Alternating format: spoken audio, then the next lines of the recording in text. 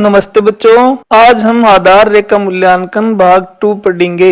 आज तक हमने जितने कार्यपत्रक पढ़े हैं उन सब का आज मूल्यांकन होने वाला है। तो बहुत ही इंटरेस्टिंग आधार रेखा मूल्यांकन है। इस वर्कशीट में हम विलोम शब्द, वचन, शुद्ध वाक्य, वाक्य का प्रयोग, विशेषण और चित्र वर्णन सीखेंगे। तो चलो बच्चों शुरू करते हैं आज का आधार रेखा मूल्यांकन। तो प्रश्न संख्या 1, सरल शब्द का विलोम शब्द है। सरल का मतलब आसान, तो उसका उल्टा होता है कठिन। प्रश्न संख्या 2, एक व एक से अधिक की संख्या का बोध कराने वाले शब्द को कहते हैं। जो शब्द एक या एक से अधिक की संख्या बताते हैं उन्हें क्या कहते हैं? वचन। प्रश्न संख्या 3, नीचे दिए गए वाक्यों को शुद्ध रूप लिखिए। गलत वाक्य को सही व्याकरण के अनुसार ठीक करना वाक्य शुद्ध करना कहलाता है। रोहित अपने घर गई, तो रोहित एक पुल्लिंग है इसलिए गया आएगा, तो इसका शुद्ध वाक्य होगा रोहित अपने घर गया। प्रश्न संख्या 6, तुम दोनों कहाँ गया, दोनों बहुवचन है इसलिए गए आएंगे, तुम दोनों कहाँ गए। और साथ में ही प्रश्नवाचक वाक्य है तो प्रश्नवाचक चिन्ह भी आएगा। प्रश्न संख्या 4, नीचे लिखे शब्दों का प्रयोग करते हुए वाक्य में प्रयोग कीजिए। किसी शब्द को सही अर्थ के साथ वाक्य में इस्तेमाल करना। प्रश्न संख्या 6, जोर जोर से, बादल जोर जोर से गरज रहे हैं। प्रश्न संख्या 6, नदी, नदी में पानी बह रहा है। प्रश्न संख्या 5, कचरा पात्र के उपयोग के कोई 2 लाभ लिखिए। तो कचरा पात्र से स्वच्छता और स्वास्थ्य जुड़े होते हैं। तो पहला वाक्य है गंदगी फैलने से रुकती है। दूसरा वाक्य है वातावरण स्वच्छ रहता है। प्रश्न संख्या 6, नीचे लिखे चीजों की विशेषता बताते हुए शब्द जोड़कर लिखिए। जो शब्द किसी वस्तु की विशेषता बताते हैं उन्हें क्या कहते हैं? विशेषण। गरम गरम समोसे। प्रश्न संख्या 6, हरा भरा पेड़। प्रश्न संख्या 7, काली चींटी, गह, तिरंगा, झंडा। ये सभी शब्द जो समोसे, पेड़, चींटी और झंडा है इनकी विशेषता बता रहे हैं, इसलिए इनको क्या कहेंगे? विशेषण। प्रश्न संख्या 7, नीचे दिए गए चित्र को देखकर 6 से 8 वाक्य लिखिए। तो बच्चों चित्र में हमारे को एक बैल दिखाई दे रहा है और वो क्या कर रहा है? घास खा रहा है। तो इस आधार पर हमें 6 से 7 वाक्य बनाने हैं। तो शुरू करते हैं। यह एक बैल है, इसके 4 पैर हैं, इसके 2 सींग है, एक लंबी पूंछ है। यह एक पालतू पशु है, यह घास खा रहा है, यह खेत जोतने के काम आता है। तो बच्चों आपके लिए कुछ आसान निष्कर्ष।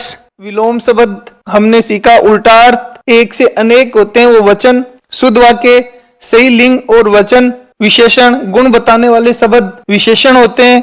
इस प्रकार से आधार रेखा मूल्यांकन 2 का पार्ट 1 हल कर दिया है। अभी लेते हैं अगला पार्ट। नमस्ते बच्चों, आधार रेखा मूल्यांकन पार्ट 2। तो चलिए शुरू करते हैं। नीचे दी गई कविता को पढ़िए, 8 से 11 तक प्रश्नों का उत्तर दीजिए। बच्चों ये हमें एक कविता दी गई है। कविता में आसमान को चादर कहा गया है और शाम को लाल, रात को काली, तारों को चादर के छेद कहा गया है। इस प्रकार से ये कविता बताई गई है। एक बार इसे पढ़ लेते हैं। आसमान ने ओढ़ी चादर, नीली नीली इसकी चादर, सांझ पड़े ये लाल हुई थी, रात पड़ी तो ये काली चादर। आसमान ने ओढ़ी चादर, नीली नीली इसकी चादर, रात पड़ी तो पोल खुली थी, फटी हुई थी सारी चादर। जगह जगह पर छेद थे इसमें, चलनी सी छेदीली चादर, छेद सभी जब बने थे तारे, चमकी थी ये काली चादर। तो ये कविता है बच्चों। कविता में आसमान को चादर कहा गया है, दिन में ये नीली दिखती है, शाम को लाल, रात को काली और तारों को चादर के छेद कहा गया है। प्रश्न संख्या 8, कविता के अनुसार किस कारण से ये पता चला होगा कि आसमान की चादर फटी हुई थी? तो आसमान में तारों के रूप में जगह जगह छेद होने के कारण चादर फटी हुई सी लग रही थी। प्रश्न संख्या 9, पोल खुलना मुहावरे का प्रयोग कविता में आया है। आप इस मुहावरे का अर्थ और वाक्य में प्रयोग लिखिए। तो अर्थ होगा, पोल खुलना मुहावरे का अर्थ होगा किसी की सच्चाई सामने आ जाना, सच सामने आना। इसका वाक्य में प्रयोग करते हैं। चोरी करते समय उसकी पोल खुल गई। प्रश्न संख्या 10, साँझ शाम होने पर आसमान की चादर लाल क्यों हो जाती है? सूरज के छिपने पर उसकी लालिमा के कारण आसमान लाल हो जाता है। प्रश्न संख्या 11, कविता का उपयुक्त शीर्षक होगा। तो सही इसका उत्तर होगा आसमान की चादर, क्योंकि पूरी कविता में आसमान को चादर की तरह बताया गया है। नीचे लिखे गद्यांश को पढ़कर दिए गए प्रश्नों के उत्तर लिखिए। यह धरती भी एक खूब बड़ी गुल्लक है। मिट्टी की बनी इस गुल्लक में प्रकृति वर्षा के मौसम में खूब पानी बरसाती है। ऐसे में हमें रुपये से भी कई गुना कीमती इस वर्षा जल को बड़ी गुल्लक में जमा कर लेना चाहिए। हमारे छोटे बड़े तालाब, झील धरती की गुल्लक में पानी भरने का काम करते हैं। इसमें जमा पानी जमीन के नीचे जल के भंडार में छनकर मिलता है। वर्षा का मौसम बीत जाने पर गुल्लक में जमा जल रूपी धन हमें खूब काम देता है।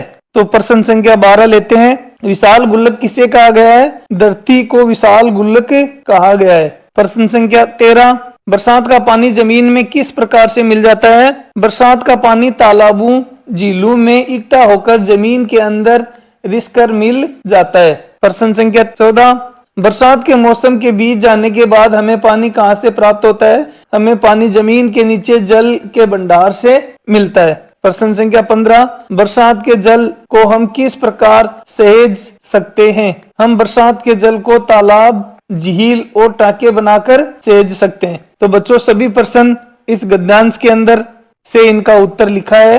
इस गद्यांश में सभी प्रश्नों का उत्तर आपको मिल जाएगा।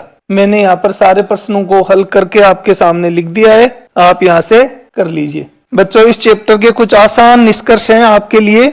आसमान, चादर और कल्पना, तारे, चादर में छेद, धरती, विशाल गुल्लक बताया है। बारिश का पानी बहुत कीमती है, पानी को बचाना बहुत जरूरी है। तो ये कुछ छोटे छोटे इसके निष्कर्ष हैं। आधार रेखा मूल्यांकन भाग 2 आपको आसान तरीके से समझ में आया तो आप चैनल को लाइक और सब्सक्राइब जरूर करना बच्चों।